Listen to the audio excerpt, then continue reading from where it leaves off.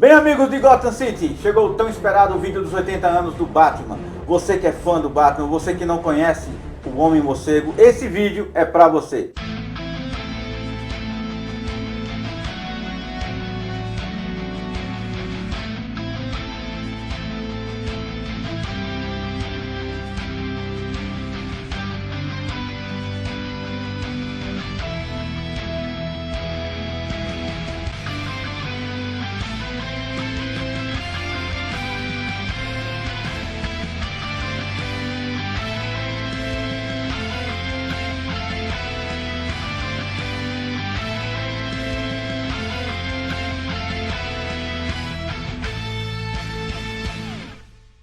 Galera, antes de começarmos, eu quero mandar um abraço especial aos nossos parceiros, ao Chega Mais Comunicação Visual, Rabelo Esportes, TNT Rock e Edu Imagem.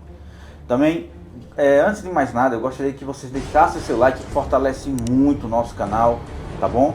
Então, pessoal, vamos começar aqui, iniciando pela década de 30, que marcou o início da era dos quadrinhos, com a criação do primeiro super-herói, o Superman, e que deu início aí à famosa Era de Ouro dos super-heróis.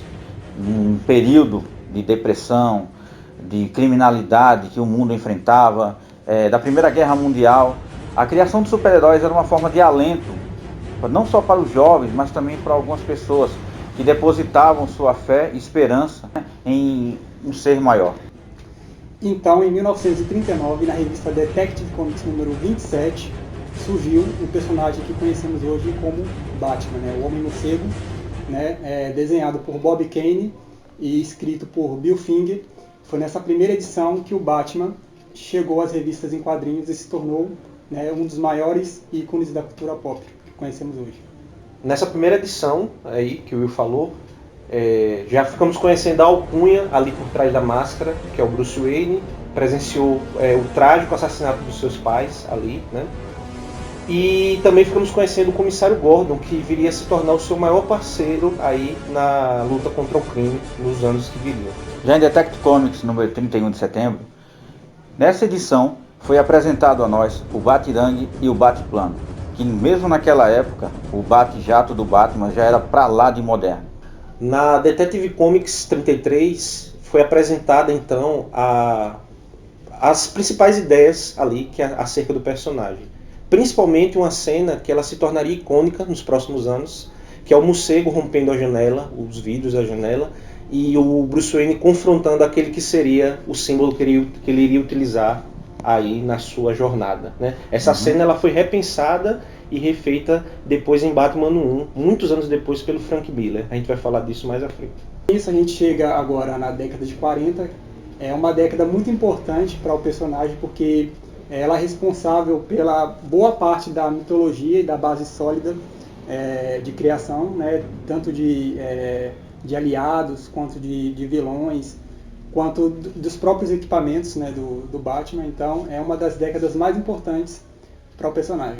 Então, em 1940, na revista Detective Comics 36, de fevereiro, viria a ser apresentado o primeiro arqui-inimigo do Batman, Hugo Strange, que era um psiquiatra fascinado pelo Homem Morcego, mas com péssimas intenções.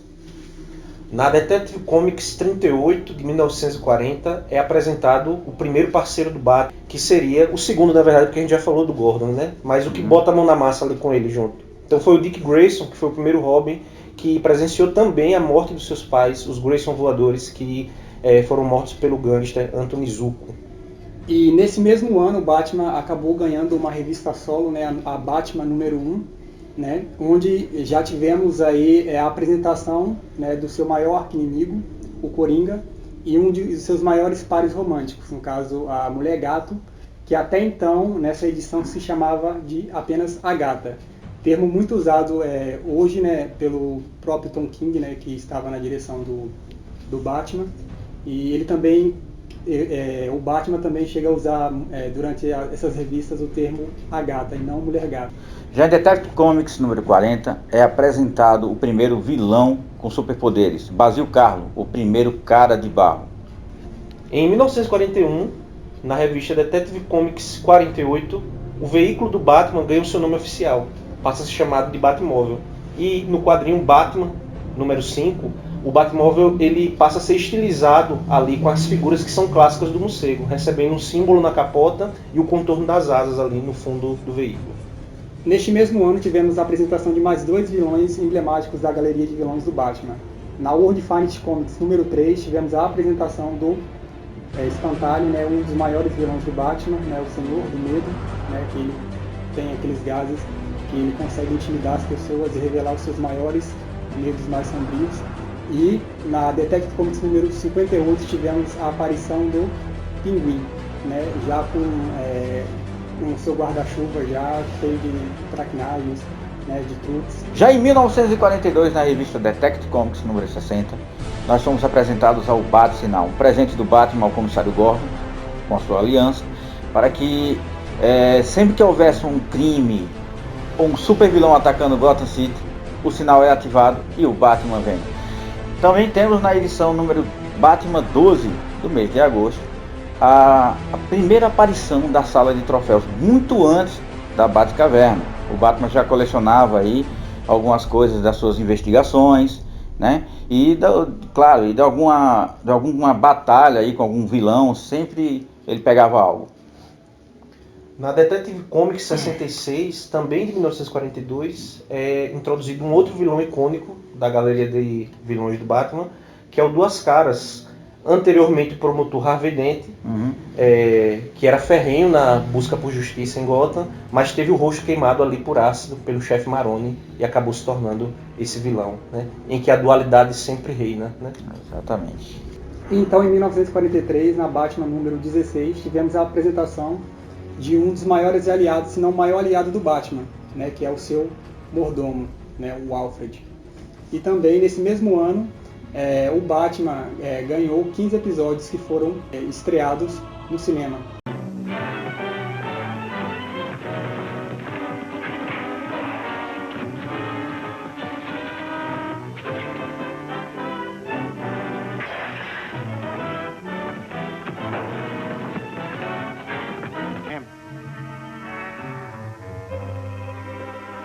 Slap his face. Step back.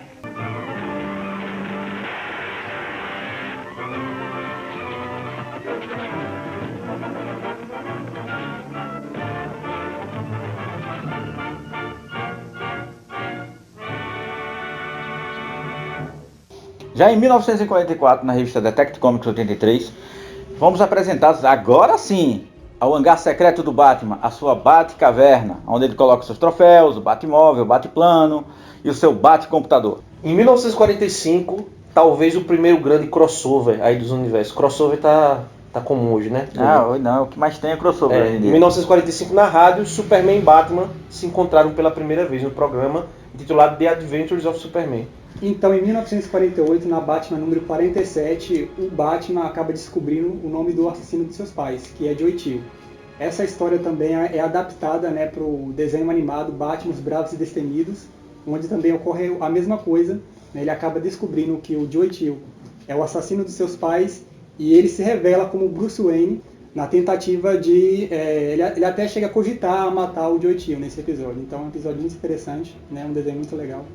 Já em Detective Comics número 140 de outubro, somos apresentados a Edward Nygma, o Charada, um dos maiores vilões do Batman.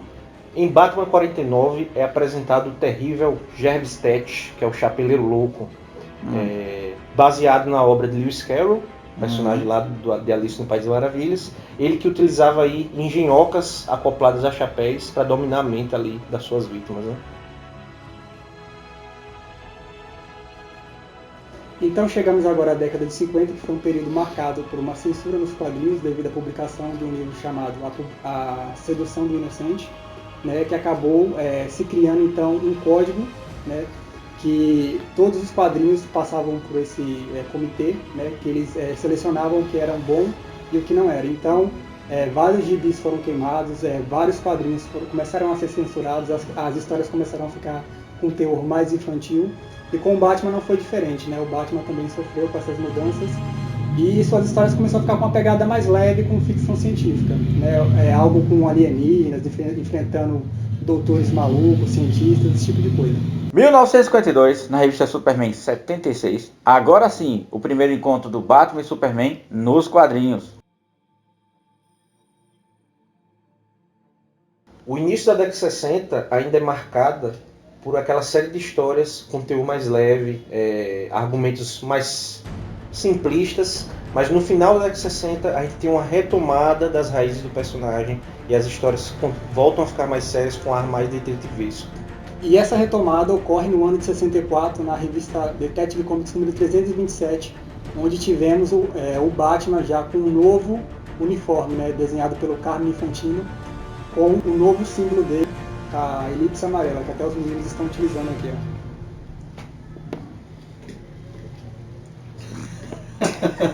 Aí é uma onda. 1966, estreia na televisão o seriado Batman e Robin, protagonizado por Adam West. To the Batmobile. For the first time, the complete Batman TV series. What? Is it possible? Not only possible, but true. Plus, roaring out of the Batcave. Excellent. Let's go. Here, Alex. So let the game commence. At it again, Batman. E também na revista Batman 181 é a primeira aparição da vilã Era Venenosa, uma ruiva fatal. Adentrando agora a década de 70, aquele ar detetivesco que a gente vinha falando, ele realmente toma conta dos quadrinhos do Batman. Ele é alçado à figura de maior detetive do mundo, e isso principalmente pela contribuição do Dennis O'Neil e do Neil Adams, que trabalharam juntos nos quadrinhos dessa época. Então, em 1971, na revista Batman número 232, tivemos a apresentação, né, de um de seus maiores inimigos, né, o Ra's al Ghul, o cabeça do demônio.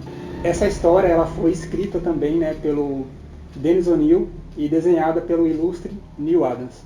Já em 1972, na revista Batman 242, o Batman cria sua identidade disfarce, Fósforos Malone.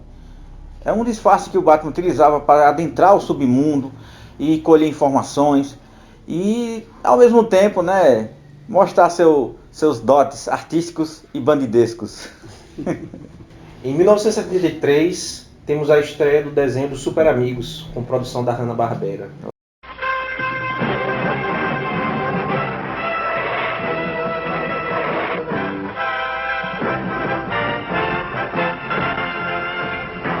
Procedentes dos pontos mais distantes do universo, encontram-se no grande hall da justiça as forças mais poderosas jamais reunidas.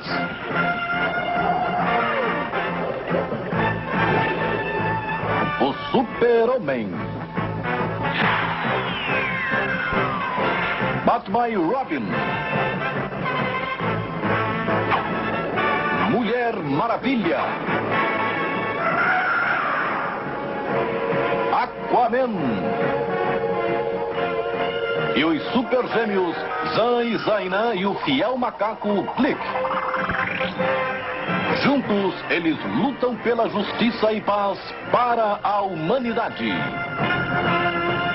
Vocês devem lembrar desse desenho, todo mundo deve ter assistido. Eu Eu odiava o Aquaman desse desenho, porque ele cavalgava nos peixes ali. E também odiava o Batman e o Robin, porque me lembrava do seriado da década de 60. Mas foi um desenho muito importante, talvez o primeiro desenho com um grande crossover do universo DC, para que os fãs pudessem assistir ali. Acho que é o desenho mais famoso, né? Se brincar, né? Em 1974, Batman, edição 258, temos a apresentação de um dos locais mais terríveis de Gotham, o Asilo Arkham, né? Para onde vão ali todos os criminosos insanos pagar os seus pecados ali.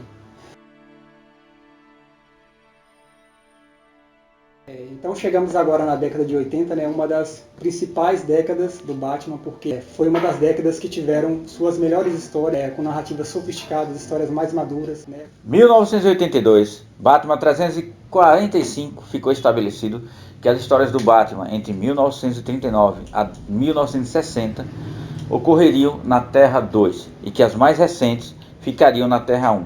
Ou seja, para quem não entendeu, já é a criação do multiverso, ou seja, terras paralelas. E dando início a essa ideia de multiverso, né, a gente teve o maior mega evento da DC Comics, né, que ela fez a sua maior reformulação, né, que foi feita até os dias de hoje, foi a Crise nas Infinitas terras, onde todos os títulos seriam rebutados, as histórias seriam mudadas, então nada mais seria igual a partir daquele momento, né? A partir desse grande crossover, onde mundos seriam destruídos e outros seriam construídos a partir dessa crise. Essa década de 80 dos quadrinhos, ela é conhecida como a Era de Bronze, onde a integridade dos heróis foi colocada em xeque. Teríamos obras como o Watchmen, V de Vingança, além de outras. E em 1986 saiu aquela que é a bíblia de todo fã do Batman. Todo fã do Batman tem que ter na cabeceira. O Cavaleiro das Trevas, apresentando o autor dessa obra é o Frank Miller, né, que é um cara super respeitado dentro da cronologia do Batman. E ele apresenta uma Gotham onde as instituições praticamente faliram e o Estado acabou lavando as mãos ali da gerência das instituições. Então nós temos problemas de segurança pública, de saúde, de infraestrutura, e o Batman aparece como praticamente um agente revolucionário ali que vai lutar contra o Estado, centrado na figura do Superman, porque os heróis se retiraram da Terra ou voltaram. A Mulher Maravilha voltou para sua ilha, o Lanterna saiu da Terra e o Superman ficou subjugado ao governo. Então Batman e Superman têm esse embate no Cavaleiro das Trevas. E o Frank Miller também trabalha uma coisa que a gente vai falar mais à frente, que é a questão da máscara. Batman, quem que é a identidade real e quem que é a máscara, como é que isso é trocado dentro desse herói. Fantástico, né? 1987, Batman 404, Frank Miller retorna dessa vez para contar a história definitiva do Cavaleiro das Trevas na edição Batman Ano 1, em que, como meu amigo Francis bem disse lá mais pra frente, aquela cena icônica do morcego atravessando a sala, né? Onde um Batman, onde um Bruce Wayne atormentado faz um juramento diante da morte de seus pais, diante daquele morcego, e a partir dali começaria a sua cruzada contra os criminosos, contra todos os males e violências de Gotham City. E em Batman, Son of Demon, de setembro, nasce Damian Wayne, filho, fruto, claro, do Bruce Wayne, com Talia al Ghul, filha de Ra's al Ghul, um dos maiores vilões do morcego, e que nessa edição aí ele só seria reconhecido 2 décadas depois, até porque nessa mesma edição a própria Talia disse que havia perdido o bebê. Claro que era só uma armação da vilã para enganar o morcego. Então, em 1988 tivemos uma das melhores obras, né, dessa década, né, Batman, A Piada Mortal, escrita por Alan Moore e desenhada por Brian Bolland, que mostra o relacionamento doentio entre Batman e Coringa, né, e com o Coringa tentando provar um argumento de que qualquer pessoa pode se tornar ruim como ele, né, tendo apenas um dia ruim. Né, e com isso ele tenta fazer isso com Gordon, tentando levar ele à loucura, né, ao deixar a sua filha paraplégica. É uma das cenas mais terríveis das histórias do Batman. Por sua vez, em 1989, na Batman 428, acontece uma coisa curiosa. Nessa época havia um segundo Robin, porque o Dick Grayson já era Asa Noturna, que era o Jason Todd. E aí houve uma votação, né, para os fãs decidirem. Muitos fãs não gostavam do Jason Todd, porque ele era bem desobediente, né? Houve uma votação para decidir se ele iria viver ou morrer. Quem acabou ganhando? A morte, no caso, né? E aí o Jason Todd morre nas mãos do Coringa, numa cena também que é extremamente chocante aí, dentro da cronologia do Batman. O Coringa espanca o Jason Todd com um pé de cabra, e quando ele estava tentando fugir ali do local, o Coringa detona um explosivo que acaba ceifando ali a vida dele. Ainda em 89 também, uma outra curiosidade, talvez o primeiro longa de amplo impacto, né, ampla extensão do Batman, Batman de Tim Burton chegou aos cinemas, de fato indo nessa onda que o Frank Miller tinha retomado de explorar o morcego com temas sombrios, voltando às suas raízes. Um filme extremamente sombrio que para alguns fãs apresentou a melhor Gotham dos cinemas até hoje, né?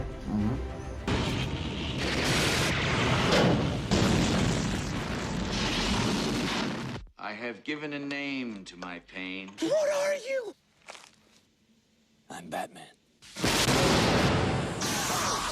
Where did he get those wonderful toys? Complex. You can tell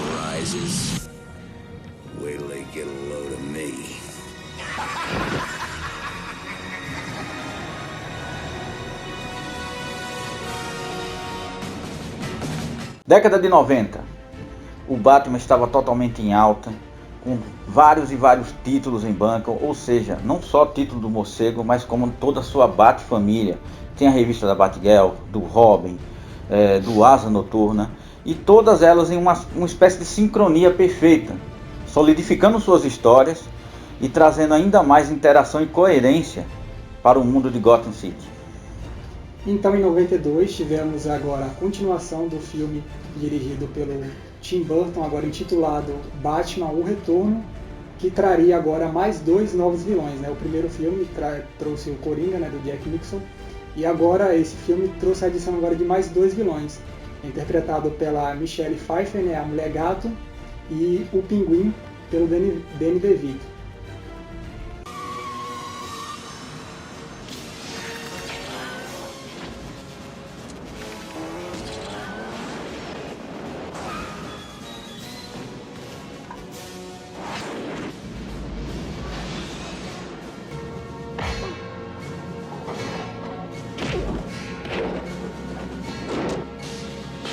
Above Gotham looms its greatest hero. Nesse mesmo ano também estreava, né, uma das melhores, se não a melhor adaptação do Batman, né, para qualquer tipo de mídia que não seja os quadrinhos, Batman, a série animada, né, produzida pelo incrível Bruce Timm, né, que é reconhecidíssimo, né, pelas suas animações aí na DC, e com certeza, na minha opinião, essa é a melhor animação já produzida por ele. Think of it as the ultimate punchline. Fear is power. But we do make a good team. When we're on the same side. I would. Back off, Bat.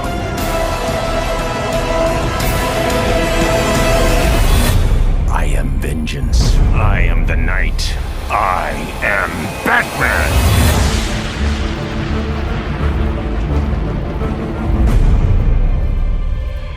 Em 1993 é lançada a HQ Batman Vengeance of Bane, número 1, onde é apresentado talvez aquele que seria o maior algoz do Homem-Morcego, o Bane, que treinou a vida inteira para superá-lo e posteriormente a gente vai falar aqui, na queda do morcego, quebrou e feriu a coluna do Batman.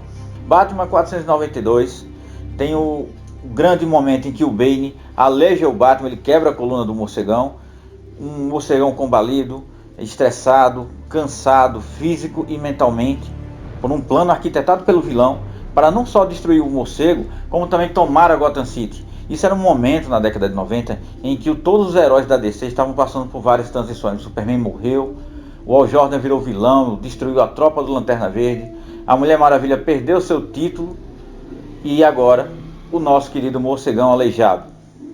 Neste mesmo ano tivemos a publicação, né, de O Longo Dia das Bruxas, de uma das melhores histórias detetivescas do Batman, né, onde ele investiga um serial killer, né, que ele mata pessoas e mafiosos em feriados, né. A história é escrita por Geoff Loeb e desenhada por Tim Sale. No mesmo ano que saiu O Longo Dia das Bruxas, é lançado uma das melhores animações do Homem-Morcego também, Batman, a Máscara do Fantasma, dentro daquele universo da série animada, que eu falo mais à frente, né? Até hoje, alguns fãs consideram que a melhor personificação do Bruce Wayne / Batman está nesse desenho, porque nele você consegue pegar todas as nuances da mente tão complexa do Bruce Wayne, do juramento que ele fez e do fardo que ele carrega, tendo que ser o Homem-Morcego e vagar pela noite ali combatendo o crime. E é interessante falar que é a primeira animação do Batman que foi ao cinema. Isso. Já em 1995, muda tudo no cinema para o Batman. Os produtores da Warner alegaram que Tim Burton nunca leu um gibi do Batman na vida, então colocaram ele na produção e elegeram como novo diretor Joel Schumacher, intitulado o filme Batman Eternamente. Dessa vez com Val Kilmer no papel título e Chris O'Donnell como um Robin, pra lá de crescido, viu? Mas enfim, temos também os 2 vilões, Duas Caras, interpretado pelo Tommy Lee Jones, e temos o Charada, que era no auge lá do Jim Carrey, né, do Máscara, e de tantos outros sucessos. Você quer que esse filme dure eternamente? De jeito nenhum. Courage now. Truth always. Batman. forever. Em 1997, na revista Liga da Justiça da América número 1, é mostrado pela primeira vez a Torre de Vigilância, bancada por ninguém mais, ninguém menos que quem? Bruce Wayne. É o homem do dinheiro, rapaz. O homem do dinheiro. E nesse mesmo ano, no mês de junho, estreava nos cinemas Batman e Robin, esta pérola, para não dizer o contrário. A continuação de Batman Eternamente, dessa vez agora com George Clooney no papel título, né? Já que o Val Kilmer pediu muito dinheiro para desfilar numa roupinha de borracha mostrando os Batmamilos, né? Dessa vez o George Clooney resolveu embarcar na direção ainda do Joel Schumacher, aquele desgraçado, que resolveu provar pra gente que aquilo que já era ruim eternamente podia piorar e muito em Batman e Robin, entendeu? Mostrando inclusive não só o Batman, o Robin, como a Batgirl, inclusive mostrando close da bunda, mas não da Batgirl, viu? Do Batman. E colocando o Arnold Schwarzenegger como o Senhor Frio e a Era Venenosa pela Uma Turma. Esse filme é esquecível, galera. Por favor, não assistam. Em 1999, chega ao nosso conhecimento outra animação aí do Batman, Batman Beyond, traduzido aqui como Batman do Futuro, apresentando o Terry McGillis numa Gotham futurista e o Bruce Wayne mais velho treinando agora esse novo Batman, que é o Terry McGillis. Esse Batman do Futuro, ele teve uma ampla penetrabilidade no mundo das HQs aí, porque hoje no Renascimento há um título próprio do Batman do Futuro. Aí, então quer dizer que foi uma animação bem-vinda pelo público, né? Assim como a Arlequina veio da animação para os quadrinhos, ele também. Isso também. Só para deixar registrado, eu adoro esse desenho e o quadrinho dele é muito bom sim também. Anos 2000, uma nova era nas revistas do Batman iria começar após a aposentadoria do Bat-editor e Bat-roteirista de longa data, Dennis O'Neil, agora sim com Mike Marks na direção e, claro, com Grant Morrison na escrita do Morcego, trazendo uma nova era de histórias inovadoras e incríveis e pra lá de malucas do Cavaleiro das Trevas. Então, em 2001, pela Cartoon Network, ia ao ar, né, a animação da maior super equipe da DC, se não dos quadrinhos, né, Liga da Justiça, dirigida por Bruce Timm.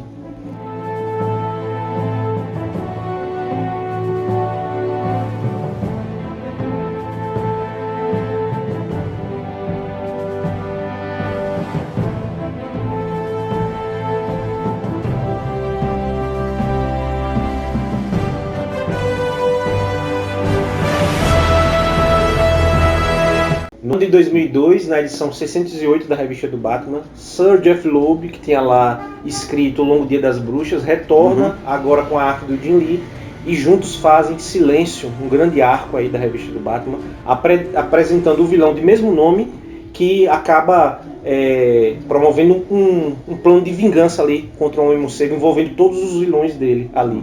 Inclusive saiu uma animação recente, né? Rush, Batman Silêncio, Rush, muito boa, para vocês darem uma conferida aí, adaptando esse arco desse quadrinho, tá?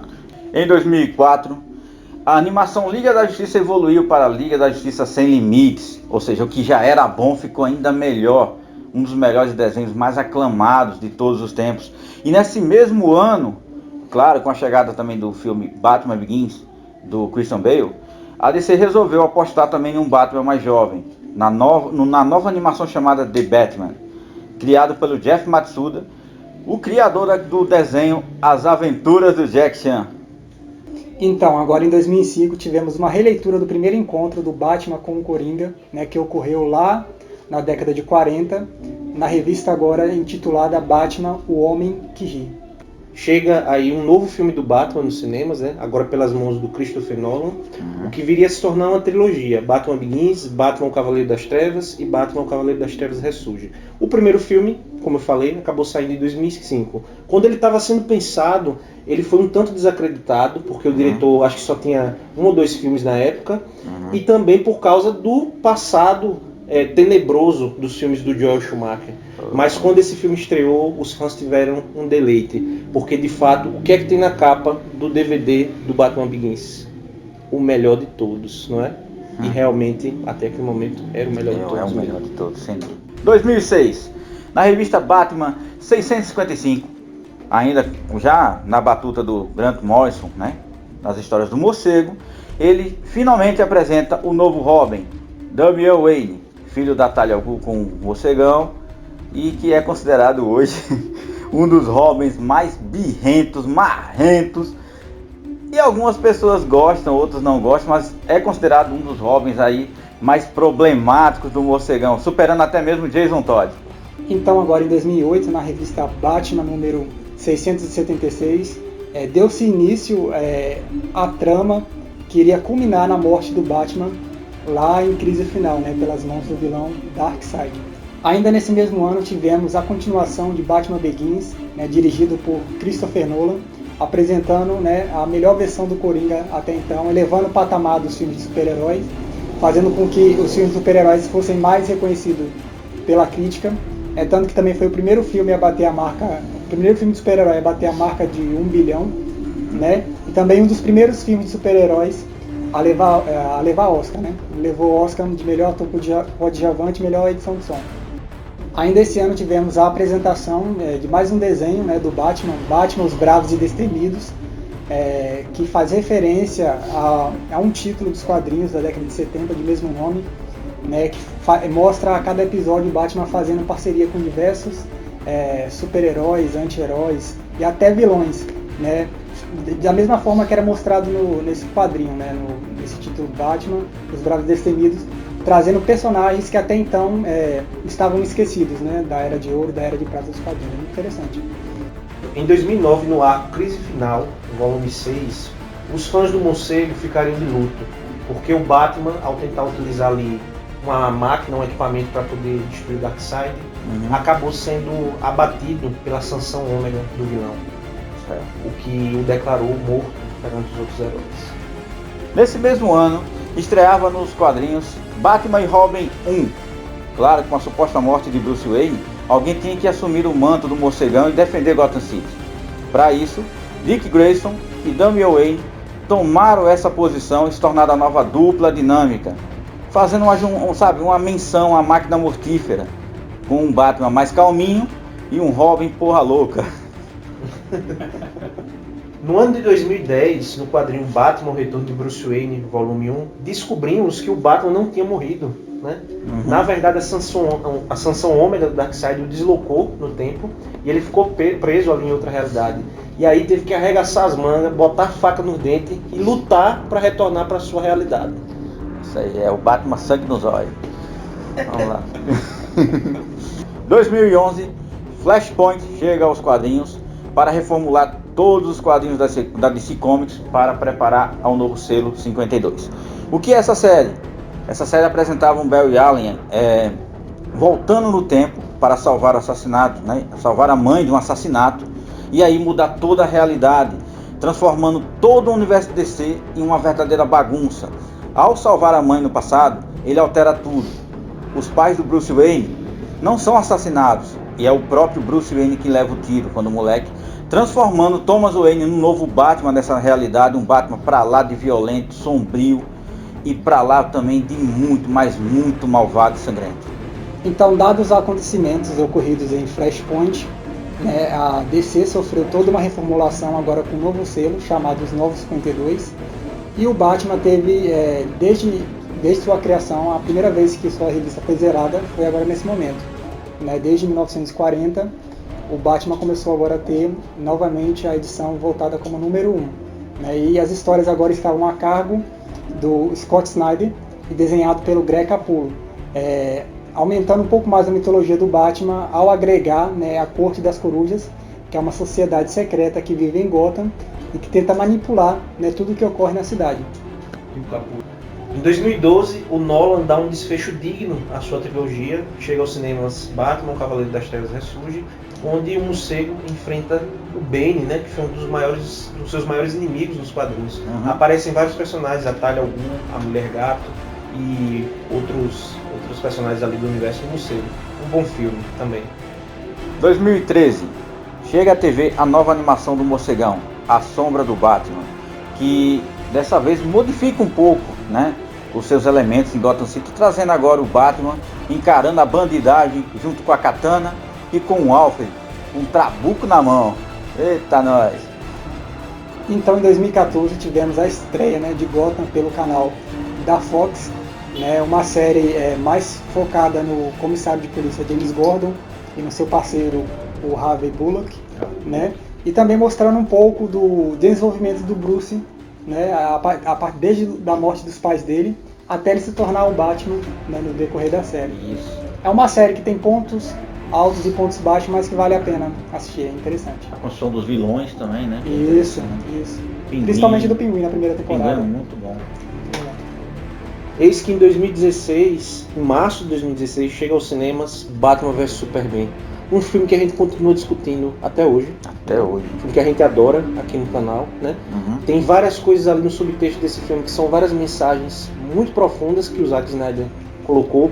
E o filme que talvez traga, na minha opinião, o melhor Batman até hoje, em termos físicos, em termos de luta e em termos de ser mesmo o Cavaleiro das Trevas, aquele ser que leva o terror ao coração dos inimigos, o Batman do Ben Affleck, o Bat-Affleck, né? É o Bat-Affleck. Isso. Que eu quero ressaltar aqui que pra mim fisicamente, visualmente, eu digo não o uniforme, mas eu olho pro Ben Affleck e eu vejo o Bruce Wayne naquele do desenho mesmo. Sim. Parecido, cabelo, queixão, altura, né?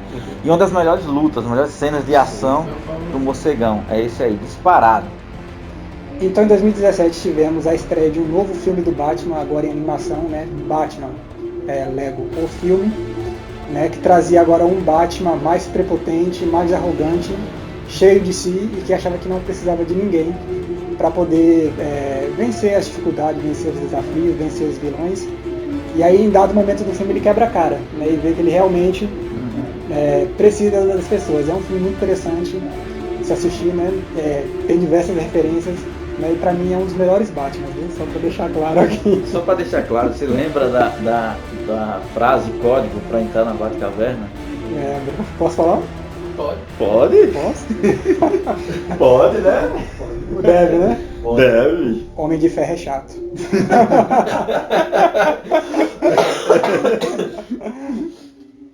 Nesse mesmo ano, agora nos quadrinhos, em The Flash número 21, ao encontro, né, do Batman, né, Bruce Wayne, com o Batman Thomas Wayne da realidade de Flashpoint, né, oriundo desse crossover que a DC vem fazendo com o Watchmen. Né? É uma cena sensacional, assim, bem emocionante quando você vê os dois se reencontrando cara a cara, né? Muito bom. É mesmo. Ainda no Renascimento, em Batman 24, toda a fera que existia entre o Batman e a Mulher Gato, a Gata, né, como é conhecido, é dado um presente ali para os fãs, porque o Batman finalmente ele pede em casamento a Selina Kyle. Cara. Acho que um dos momentos mais aguardados dos quadrinhos. Ainda nesse ano estreia nos cinemas Liga da Justiça, um filme pra lá de conturbado, com duas, digamos assim, direções, uma sendo do Zack Snyder, a outra do Joss Whedon, que pra mim foi o que mais ferrou com o filme, na minha opinião, e que não deu nossa. Na nossa, né? Na nossa. Um filme que não tem Batman, né? Que não tem Batman. Na verdade, não era o Batman, era o Homem de Ferro vestido de morcego ali. Essa que é a realidade. Entendeu? E eu odiei esse filme. Pronto, falei.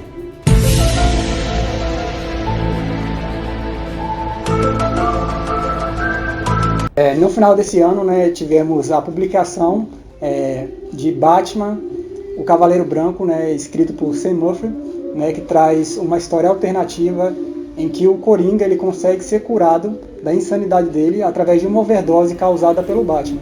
Então, a partir desse momento que ele se torna ação, ele decide livrar Gotham do crime, se tornar um herói e assim enfrentar o Batman, porque ele acha que o Batman é o responsável por todas as mazelas que Gotham sofre, entendeu? Então é uma história bem interessante, né? Recomendo a todos aí, é recente, né? Dá pra achar ainda, pra comprar aí na Amazon, quem quiser.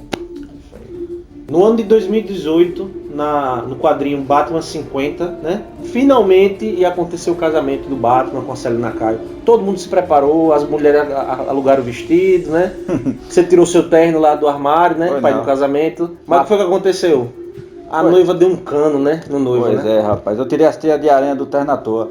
A Celina Caio não compareceu no Não casamento. compareceu, rapaz. Pensa Deixou só. o coitado do Bruce esperando, né? Pois é. Se o cara já era sombrio e abandonado, pronto. Agora piorou tudo. Desanou, né? Oxe, pois é, rapaz.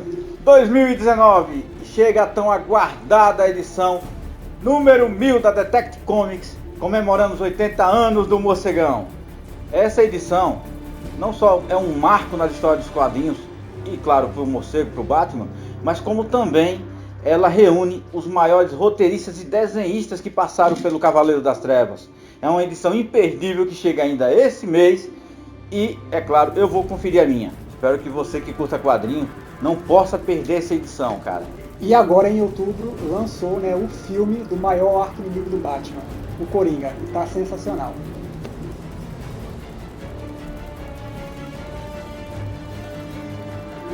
Gente, a gente não podia encerrar esse vídeo sem falar de uma questão chave do Batman, né? Talvez seja um dos poucos heróis, ou talvez o único herói, em que a questão da identidade civil e a identidade secreta são alternadas, né? Exatamente. Só para dar uma pincelada no início disso aí, né?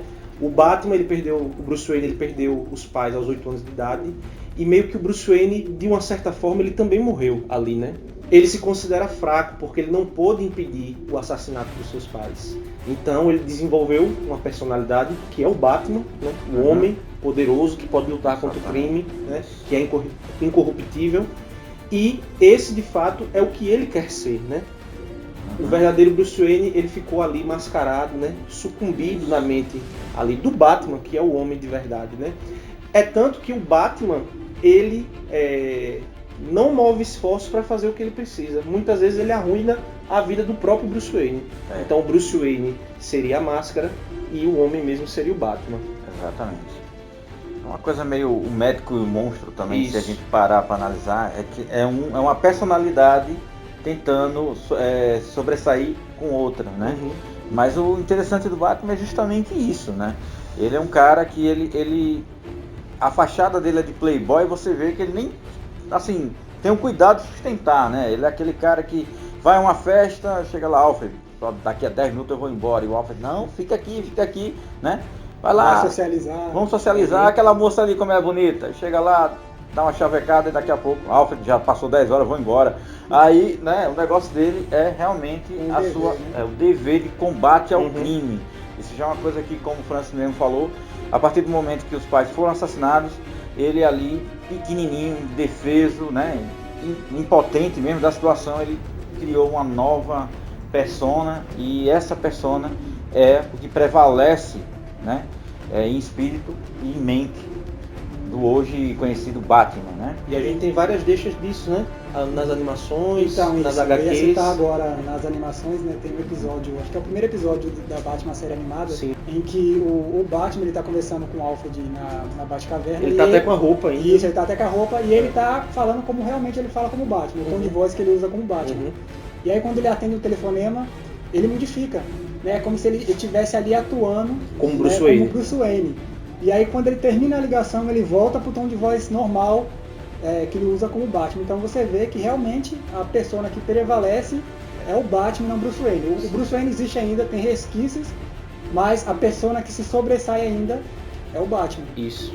Você lembrou uma coisa interessante?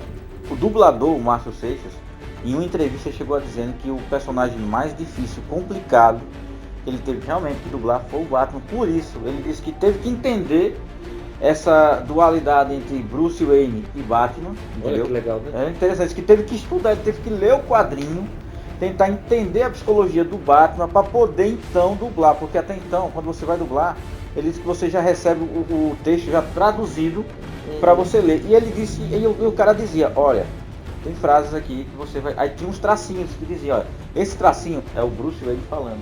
E ele disse que ficava sem entender isso. Aí depois ele disse que não, olha, Bruce Wayne é uma persona, Batman é outra. A gente teve que estudar o personagem para poder realmente dublar o Batman, passar a veracidade, entendeu? Do Homem Morcego pra gente que tava vendo o desenho e tudo mais. Que interessante, né? Que legal. Muito bom.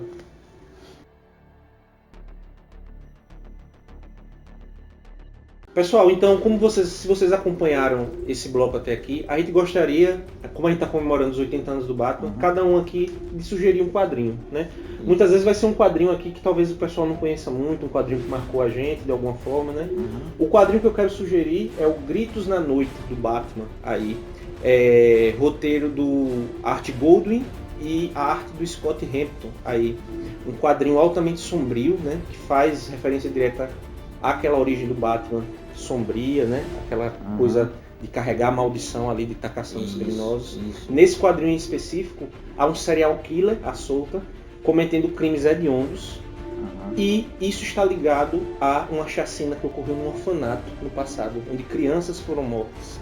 Há todo um evento sobrenatural se apoderando da situação, e o Batman está envolvido no meio disso tudo. É legal que esse quadrinho ele é desenhado mais ou menos como o quadrinho Arkham. Não sei se vocês lembram desse quadrinho, foi desenhado com aquela tinta meio borrada, né, que dá uma sensação de terror, né? Então vocês devem encontrar esse quadrinho, ele está dividido em 2 partes.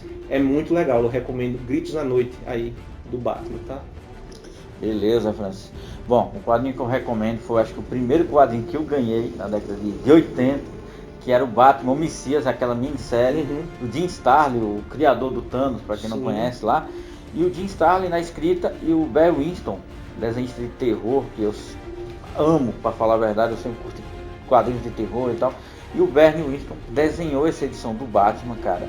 E é sensacional, a história foca no Giacomo Blackfire, né, que era o Blackfire, ele é na realidade um fanático religioso, um líder religioso, que conseguiu fazer com que toda a Gotham City se voltasse contra o Cavaleiro das Trevas, alegando que ele é uma espécie de uma entidade demoníaca, um demônio, né? Que ele era o responsável por toda a miséria, a violência por Gotham City. Então, a retomada do Batman e o Robin, que ainda era o Jason Todd, ainda vivo, né? naquela minissérie, era de tentar retomar a cidade, tomar o controle de Gotham City, que até então estava dominada pelo fanatismo religioso, pela loucura, pelo medo, e é um dos quadrinhos mais violentos do Batman e um dos mais legais de todos os tempos, com várias mensagens pessoais, né, do próprio Bruce Wayne com relação aos pais, o medo que ele tinha de falhar com a cidade. Então tá tudo nesse quadrinho, um quadrinho que eu recomendo para vocês lerem, é excelente, gente, pode procurar aí, é ótimo. Você, Will? Então, a minha sugestão, né, para vocês lerem é Batman Noite de Trevas, né, que conta uma história do Paul Dini, que ele é um dos roteiristas do Batman a série animada, né, ele também foi o criador da Arlequina, né, e esse quadrinho mostra, né, um momento muito difícil da vida dele, que ele sofreu uma violência, né, ele foi espancado por 2 caras no meio da rua, né, e esse quadrinho mostra como que o Batman ajudou ele a vencer esses traumas, entendeu? Porque ele ficou muito machucado mesmo, o rosto dele foi todo arrebentado, quebrou vários ossos, né? Os caras bateram nele com vontade, e ele ficou meio com receio, porque como ele era um cara que trabalhava com roteiro, então ele tinha que, como se diz, se aprofundar na psique dos personagens, né? Principalmente dos vilões. Né? Então isso meio que balanceou com ele, que ele não estava mais achando-se disposto ou bom o suficiente para escrever, porque ele tinha medo, né, de tentar adentrar, né, na mente desses vilões, principalmente do Coringa. Né? Então é muito interessante porque em diversos momentos dos quadrinhos parece ele, como se diz, conversando com esses personagens, ele se imaginando, conversando com esses personagens, né? E o Batman também é um desses personagens, né, um dos mais presentes, é claro, e que ajuda ele, né, a vencer esse medo, né, e no final conseguir se sobressair. Então, para quem é fã do Paul Dini, da Batman série animada, é uma super indicação aí. Uma boa dica. Bom. Muito bom, hein? Então eu acho que a mensagem que fica, gente, ao final do vídeo, aí o que seria o Batman, né? Aí para cada um de nós. Eu acho que ele passa uma importante mensagem, né, para todos os leitores de quadrinhos, que é a questão da superação, a questão que com treinamento, né, com dedicação, você pode superar qualquer desafio, não é isso, Júnior? Com certeza, cara. Acho que é uma das coisas interessantes, é que quando a gente assiste um desenho como Liga da Justiça, eu vou falar a nível mídia, né? Todo mundo assiste, o pessoal fala, pô, cara, os heróis mais poderosos do mundo, todo mundo é preso, quem salva é o Batman, um cara que não tem poder nenhum. Mas aí que tá o detalhe, ele compensa a falta de poderes dele é justamente com a dedicação, é justamente com treinamento, o famoso preparo que todo mundo Sim. fala, não é isso? Batman tem preparo. Mas na verdade tudo isso aqui é uma mensagem para nós, seres humanos, com relação à determinação. A gente realmente se focar naquilo que a gente quer, no objetivo que a gente sempre sonhou, com muita dedicação, com muito treinamento, entendeu? Com muita força de vontade, a gente pode chegar lá. O Batman, ele prova isso. Ele é um ser humano no meio de deuses, de alienígenas, né? E ainda assim ele se sobressai. O homem que anda entre deuses, né? Que Com anda, treinamento consegue andar entre deuses. Né? Entre os deuses, exatamente. E para fechar assim, né, uma frase que o Batman já disse, né, a força está na consistência da disciplina. Então, através da disciplina, né, de você ser um cara centrado, você pode vencer todas as adversidades aí, os problemas que você tiver. Acho que essa é a mensagem que fica aí no final do vídeo. Né? Com certeza. Então estamos encerrando esse vídeo aqui. Espero que vocês tenham gostado. Se vocês gostaram, mais uma vez, deixa o seu joinha, compartilha com seus amigos, compartilha nas suas redes sociais. Se você que chegou aqui agora, se inscreva, amigão. Nos ajuda a trazer o melhor conteúdo nerd pra você. Considerações finais, viva os 80 anos do Batman, né? E viva os 80 anos do Batman, né? Com certeza. É isso aí, galera. E até a próxima. Valeu! Valeu!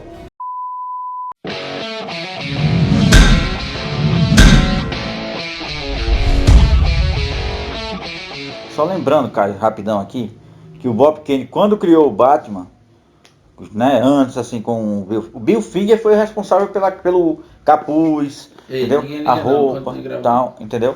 Mas quando ele criou, o Batman dele era loiro com a máscarazinha do Zorro e umas asas de morcego nas costas. Era, pô. Com a roupa, já falaram, vamos falar isso no com a roupa azul e vermelha. A gente não mencionou isso aqui não. Mas você devia falar, ou no final ou agora que tá lembrado. A gente pode mencionar isso depois. Isso entendeu? foi quando? Isso foi bem no começo. Foi no começão. Antes do Batman sair, né? Isso, o Batman sair. Foi o que o Bob Kane idealizou. O Batman era loiro, entendeu? Usava uma máscarazinha. É como tipo o Gavião Negro, né? Com as asas do morcego nas costas. Por que você não falou isso no vídeo? Do quê? No começo do Porque ele vídeo. se lembrou Na agora. década de 30. Porque eu tava me atendo aos tópicos do que eu tava lendo. Não. Yeah. Ele não sabe fazer as coisas não, pô. Você tem que corrigir quando ele estiver errado. Agora, não, deixa pra gente fazer esses comentários. Não, mas eu pensei que a gente poderia fazer um trabalho, tipo assim, um vídeo falando sobre o Bill Finger, entendeu? Especial. Aí assim, seria a gente legal. poderia inserir isso. Já dar uma ênfase. Pra dar uma ênfase ao verdadeiro criador do Batman, que foi ele quem criou. O outro só assinava e ficou rico.